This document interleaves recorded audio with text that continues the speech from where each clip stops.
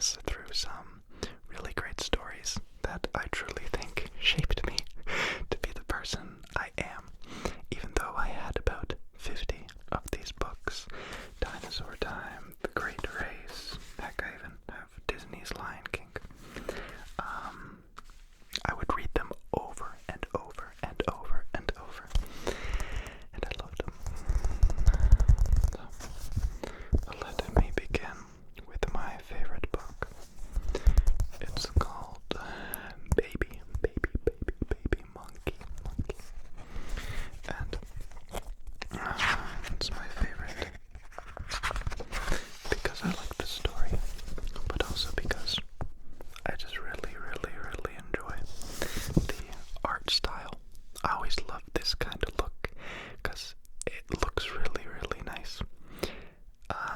But it also looks easily copyable, which I of course could never copy because it is very great illustration. So I think I've already done that. I think I've said hello. Now it is time to relax. Put on some headphones, get super cozy, start feeling super nostalgic, and let us begin with the first story called Baby Monkey. One day, Baby Monkey asked, "What do I look like?" "You look just like a baby monkey should," his mother answered. "I think you're beautiful." But Baby Monkey still wanted to know what he looked like. Oh, was I awkwardly covering you? I'm gonna try this setup and see if it works, but I gotta watch out for little things. Baby Monkey saw an animal. It was big and gray and had a long nose. "Is this what I look like?" asked Baby Monkey. "No," answered his mother. "That's Baby Elephant. You are Baby Monkey, and you're very beautiful."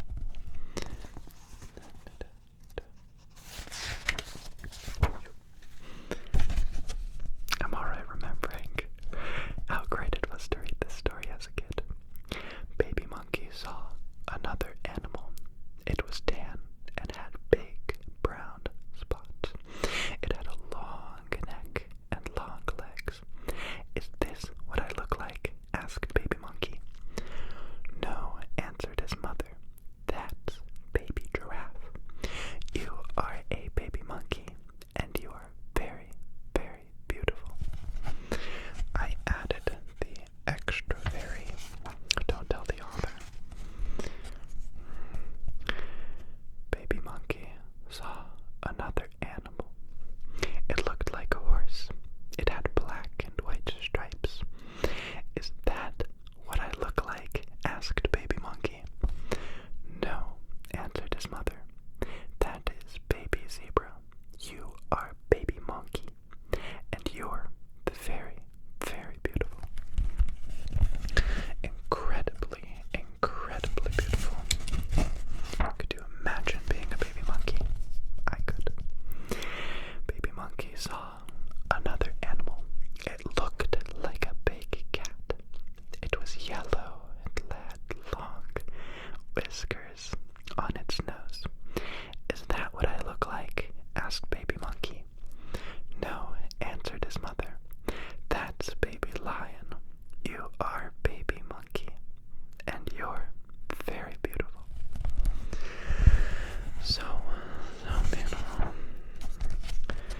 Baby Monkey was sad. He knew that Baby Elephant, he knew what Baby Elephant looked like. He knew what Baby Giraffe looked like. He knew what Baby Zebra looked like. He knew what Baby Lion looked like. But he still didn't know what he looked like. Look at that. Look at how sad Mr. Baby Monkey looks. Such a great drawing. "When will I know what I look like?" he asked his mother. "Someday you'll know," she answered. "Why don't you go for a walk?" find out what you look like. Flipping the pages makes me feel like a baby monkey. A baby monkey went for a walk in the short grass, but he didn't find out what he looked like. He went for a walk in the long grass, but he didn't find out what he looked like. And where did he go to next? He went for a walk among the trees, but he didn't find out what he looked like. Baby monkey went into the water. He looked in the water. He saw a baby animal. The baby animal was little and brown. It had a long tail.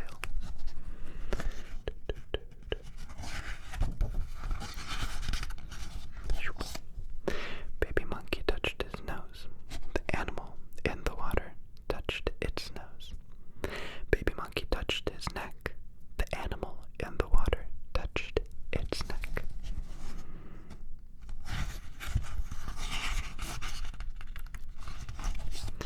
Baby monkey looked and looked at the baby animal in the water. He thought the baby animal was very beautiful. Baby monkey went to his mother. I looked in the water and saw a baby animal, he said. It was little and brown and had a long tail. It did what I did. It was very beautiful. Look how proud or smug the mother looks. Oh, baby monkey, don't you know?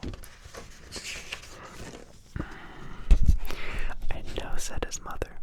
I know it was very beautiful. It wasn't another baby animal you saw. You saw yourself in the water. Now you know. What do you look like? Yes, said baby monkey. Now I know. And baby monkey went back to the water to see what he looked like once more. Why do you think baby monkey wanted to see what he looked like once more? I don't know. I think it's because he thought it looked very beautiful. And at the very last page of the book, it looks like this. And it says, beauty. Beauty is what you see. It could be you or me. Beauty is everywhere, on the ground or in the air. And that is by Tracy Walsh from 1974. That's the first one. And now I want to remind you that you are getting very, very sleepy as we begin. Which one do I want to do first?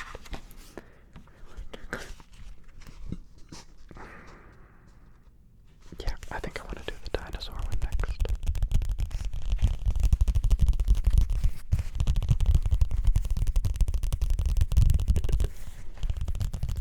And of course, book tapping. The must. I thought this chair would be comfortable. It's not in the slightest. Let's see if we can forget about it with another story.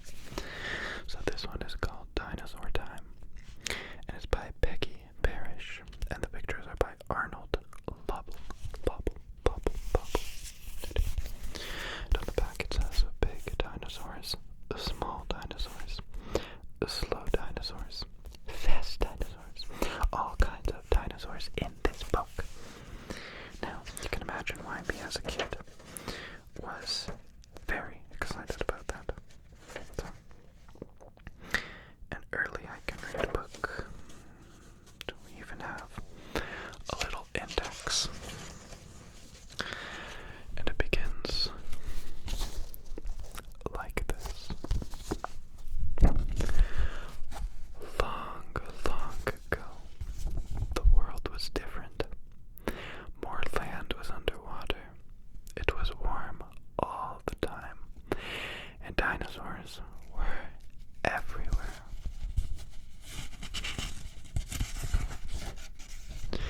There were big dinosaurs. There were small ones. There were fast dinosaurs and slow ones. Some dinosaurs ate meat, and some ate plants.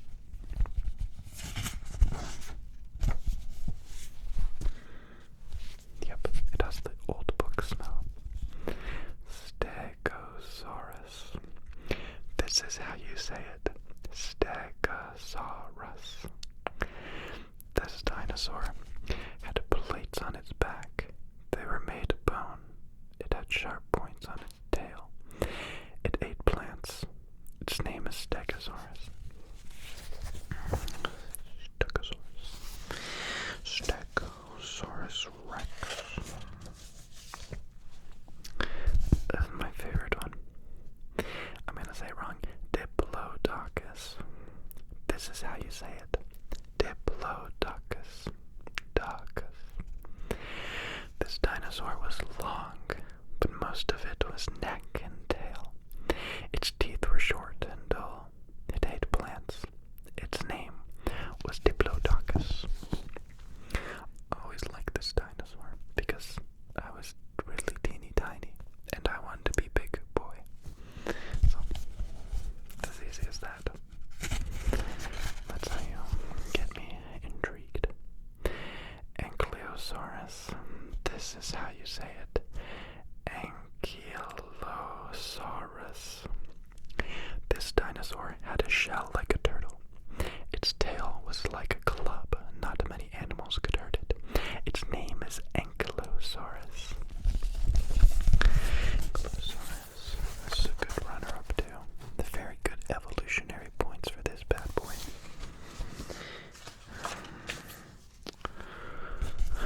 Oh, I thought these were the same thing. I guess they're not.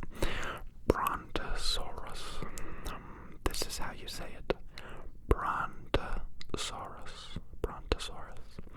This dinosaur was a giant, but its mouth was tiny. It ate plants. It ate and ate and ate to fill up its big body. Its name is Brontosaurus. Brontosaurus. Oh, almost forgot to say. Almost forgot.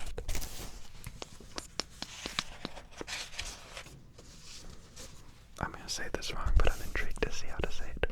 Compsognathus. This is how you say it.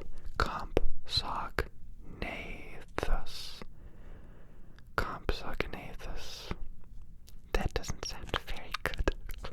This dinosaur was small. It was as big as a cat, but it could run fast. It could catch other animals and eat them. Its name is Compsognathus. Nathus. I gotta say the right ones. Compsognathus. Compsognathus. That's my best chance to saying it correctly. Oh wow, I don't remember this one.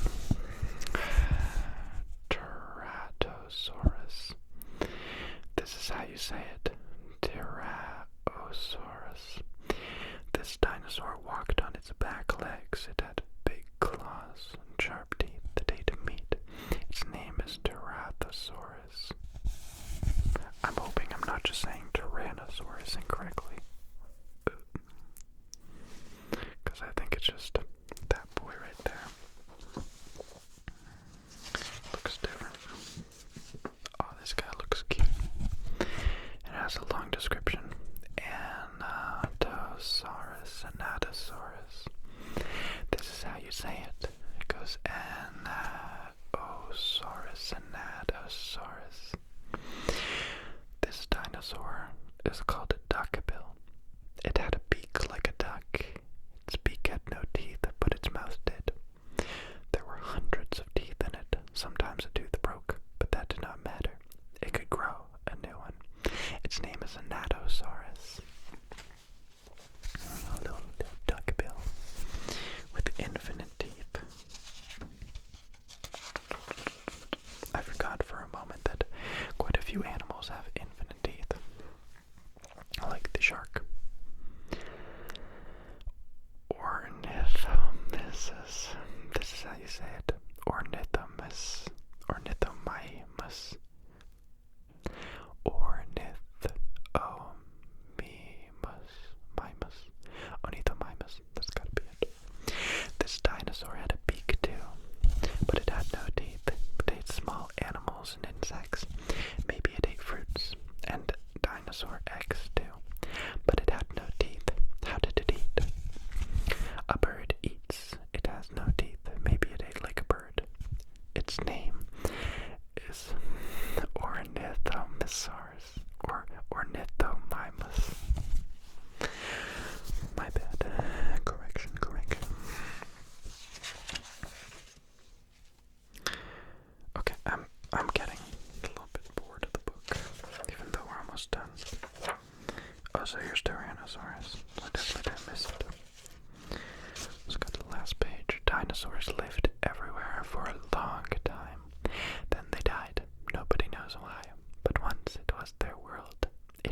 dinosaur time.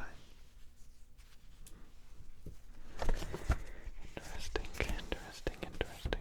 Now, for another fun story, we kind of trailed off from the stories.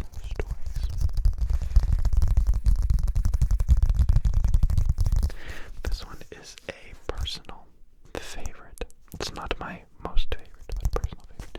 It is called The Great Race, and I swear I read it less than 10 years ago. Just reread it. Okay. Oxford Reading Tree. So, cannot show you that because it had my name in it. I'm gonna have to proofread this whole video to make sure my little name isn't in it. So, let's open you up again and read the beginning. Gran wanted a new car. Biff and Chip were sad. They liked Gran's old car. Oh, Gran means grandma, by the way. Gran liked this car. Biff was worried. The car was too fast for Gran. Gran bought the fast car. She drove it home.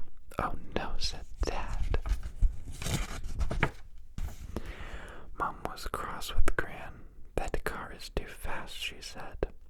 And Gran was upset. The magic key glowed. The magic took Biff and Chip. It took Gran too.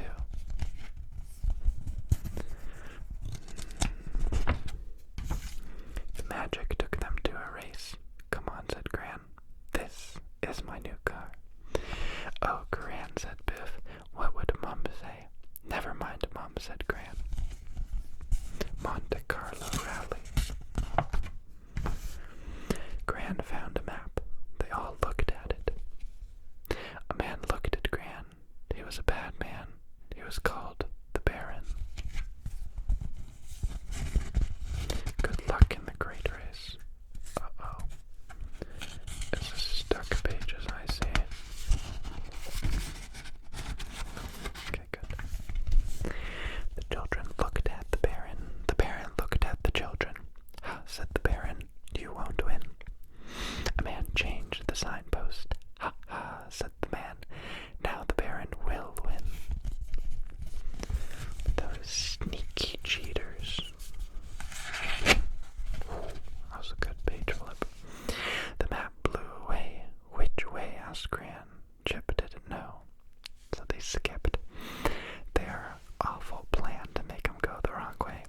They didn't see the signpost. Gran turned left. Grr, said the man. They knew, they really did. They came to the mountains. Slow down, shouted Biff. No, this is fun, said Gran. The Baron put oil on the road.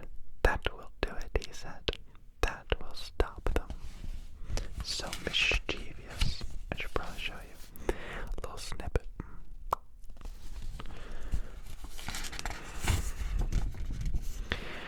The car skidded on the oil. It crashed through the fence and went down the mountain. Hold on, shouted Gran. Oh no, shouted Biff. Oh, help, shouted Chip. The Baron was behind. Gran was in front. She was winning the race. Biff looked behind. Come on, Gran, she shouted.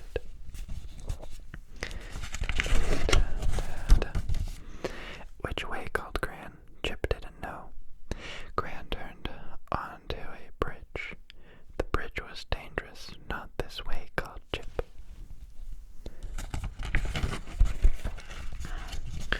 The bridge broke, and Baron's car crashed into the river. Gran won the race.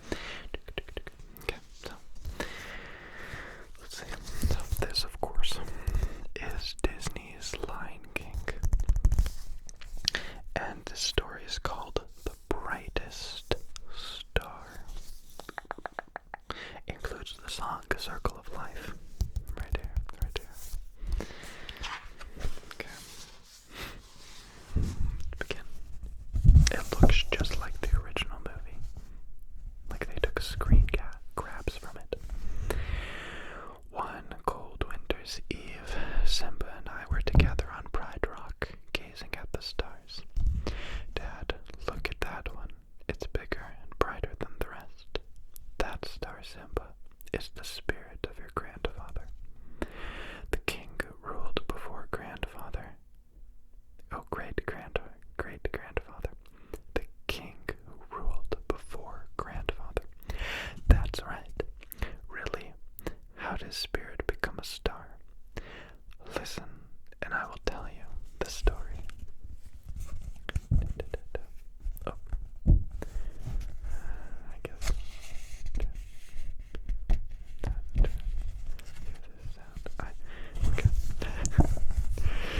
It's very well drawn, though.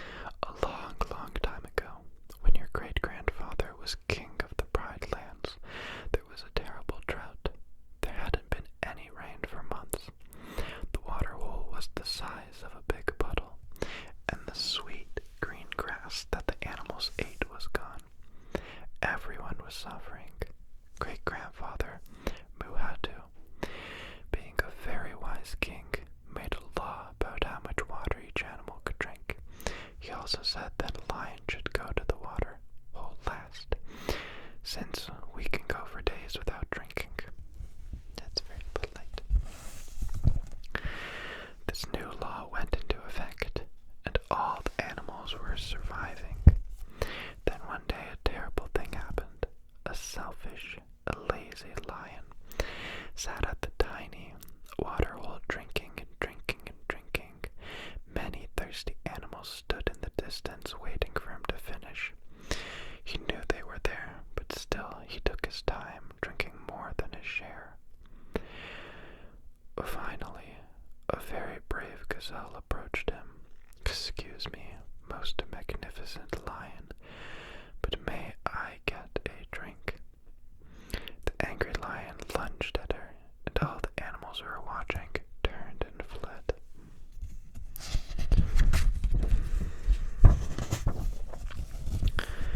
When great-grandfather Mohatu heard this news, he was outraged. How can we all survive this drought if even my own kind won't cooperate?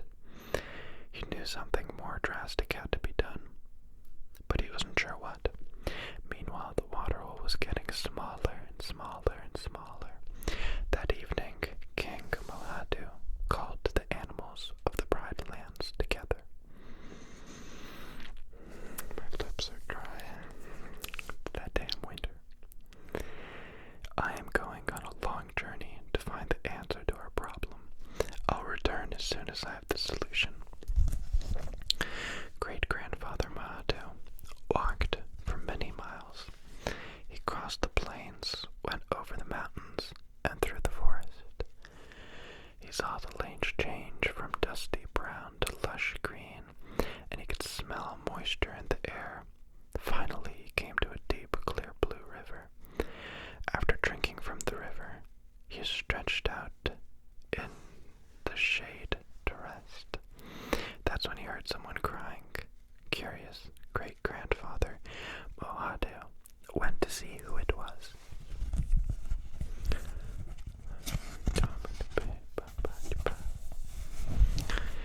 In the reeds, there was an enormous green crocodile crying green crocodile crying crocodile tears.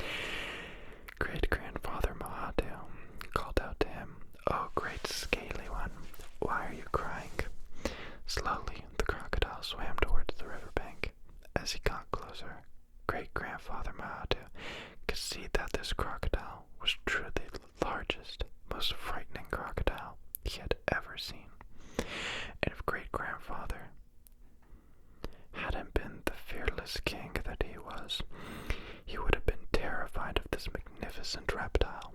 But the poor crocodile's eyes were red from crying, and he got to the riverbank. And when he got to the riverbank, he was still sobbing. "You are a kind lion to ask. I am crying because I am lonely, and I don't have any friends. Everyone is afraid of me, so no one comes to the river." King Mohatu studied the crocodile. "Have you given the other animals reason to fear you?" Crocodile looked ashamed. "Yes, one time I bit a hippo's tail. Then it's no wonder there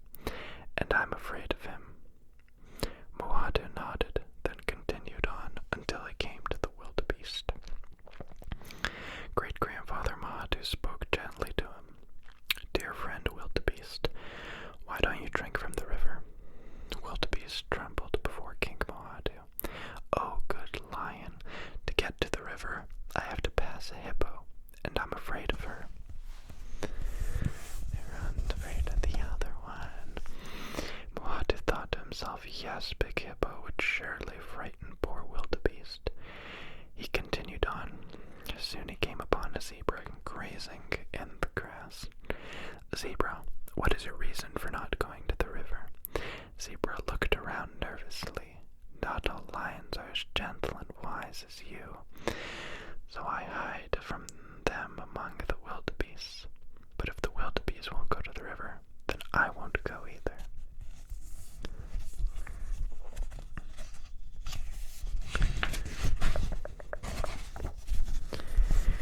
Great-grandfather thought to himself, my animals have the same fears as the animals I just met. They all need to trust one another so that they can use the great river. King Moadu knew that he now had the answer to his problem, so he began his journey home through the forest and over the mountains. When he got to the plains, the animals of the Pride Lands hurried to meet him. What did he find out, King Moadu? I have found a great river from which we can all drink. A cheer went up from the crowd. The animals jumped up and down. Where is it? Where is it? It is many miles away, across the plains, over the mountains, and through the forest. In order for us to get there safely, we must have cooperation from everyone. As we travel, no one may harm any other animal. This is the only way we'll survive this difficult drought.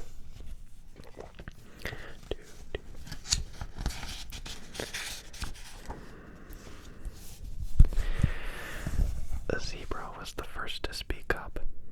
Begging your pardon, King, but we couldn't get everyone to follow that last law, and it was one of your own kind who broke it.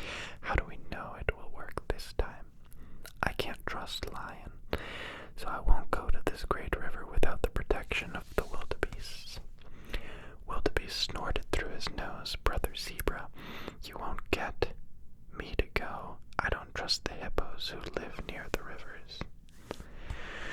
A hippopotamus stomped its heavy hoof. It is not I you should fear, but the crocodile who lives in the river. He will snap off your snout and have you for dinner. Great-grandfather tried to explain about the crocodile who lives in the great river, but there was such an uproar that he had to shout, "Silence!" Again, Zebra spoke up. Now that we know where the great river is, I say it's every animal for himself. Whoever gets there first drinks as much as he wants. The last one to get there won't get a drop. And Zebra took off at a gallop. He changed his mind very quickly from no to I'm going first. What happened next was such a sight to see that great-grandfather Moadu never forgot it. All the animals, large and small, fierce and meek, took off across the Pride Lands to be first to get to the great river. There was pushing and shoving, tripping and stumbling, and the thunder of hooves shook the sky. First Zebra was ahead, then Giraffe, then Zebra again. Across the plains, over the mountains, and through the forest they went. Then all of a sudden, from way in the back, Cheetah shot forward with a burst of speed, and he zipped past both Giraffe and Zebra, as if they were walking. But even though Cheetah can run like lightning, he can't keep up for long, and soon Zebra was gaining up on Cheetah. Now Zebra had a mean streak, and when he caught up to Cheetah, he kicked him in the chest, flattening him to the ground. All the animals behind Cheetah ran over him, and on their way to the great river. Cheetah down. Naturally, Zebra was the first to reach the river. As his hoof sank into the cool mud, he couldn't stop drinking from the clear blue water. But for some reason, he kept having to pick up his feet, and each time he put them back down, they were deeper into the mud. Something was wrong. He realized what was happening just as the other animals arrived. Stay back, I'm sinking in quicksand. Giraffe stopped herself just in time. She quickly grabbed onto the zebra's tail and tugged, but with no result. Then all the animals formed a chain was already too deep. He cried out mournfully, "Help me! Somebody help me, please!" But no one could help. They watched poor Zebra sink deeper and deeper into the mud. I got so sad. Like to my core. I watched 5 Feet Apart recently on an airplane, and I cried on the airplane because it was just such a great story. Okay, moving on. Finally, great-grandfather arrived, carrying Cheetah on his back. The animals pleaded, "Help him, King Moadu, help him." But there was nothing he could do. Zebra was now up to his knees in the muck. Suddenly, great-grandfather Moadu had an idea. He called out his most powerful voice, "Oh, great scaly one, come to the riverbank where the quicksand is." The animals looked this way, and that it was King Moadu calling. There was no answer, so great-grandfather called out again, "Oh, great scaly one, is it your friend? Oh, it is your friend, King Moadu."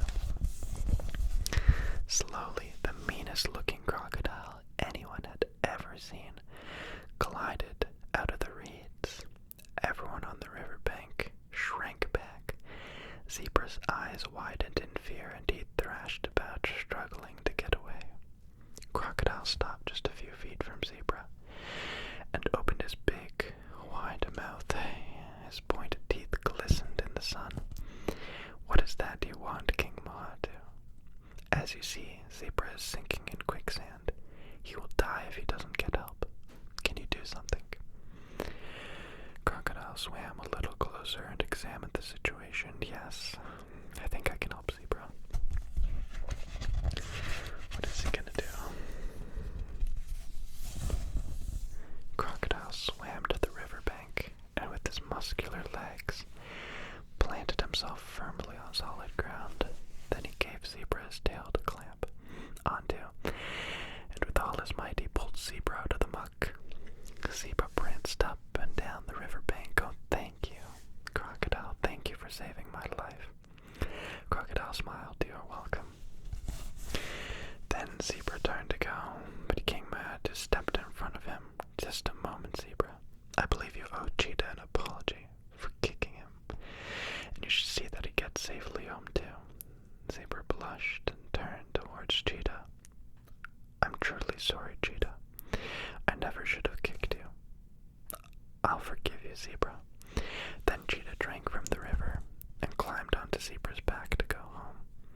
All the other animals, careful to avoid the quicksand, also drank from the river. As they turned to go, they called out, "Thank you, friend Crocodile. Goodbye." Friend Crocodile. From that day forward, all the animals of the Pride Lands journeyed to the great river, and Crocodile was always very kind to them, for you see, he would never hurt his friends. Then at last rain came to the Pride Lands. The waterhole got bigger and bigger, and the sweet green grass grew high. Finally, it was no longer necessary to go all the way to the great river to drink. But King Moadu would never forget a friend. He went to visit Crocodile from time to time, and would also see Hippo in the water, and Wildebeest, and the zebra at the riverbank. Great-grandfather Moadu ruled over the Pride Lands for many years, and everything was good. But he grew very old, and one cold winter's eve, his time came to an end. All the animals near and far wept for days. They felt lost without their king, and many of them started fighting again. Then a mysterious thing happened, just when it seemed to the animals that without King Moadu to guide them, their time of peace was over. A star appeared in the sky that no one had ever seen before, a star bigger and brighter than the rest. It filled the animals with feelings of peace and harmony. They felt as they had right after Crocodile saved Zebra, and everybody got a drink from the great river.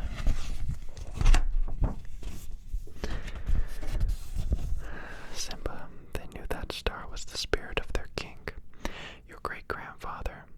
wisest and most loved ruler who ever lived. Dad, I wish great-grandfather was still here, but he is Simba. He is with us in spirit, and that is why his star appears to remind us to respect and love another, no matter how different we may be. Now we better go. Say goodnight to your mother. It's getting past your bedtime. Okay, Dad. Simba gazed up at the star one last time. Good night, great-grandfather. I hope I grow up to be just like you. I smiled proudly at my son, and we headed down to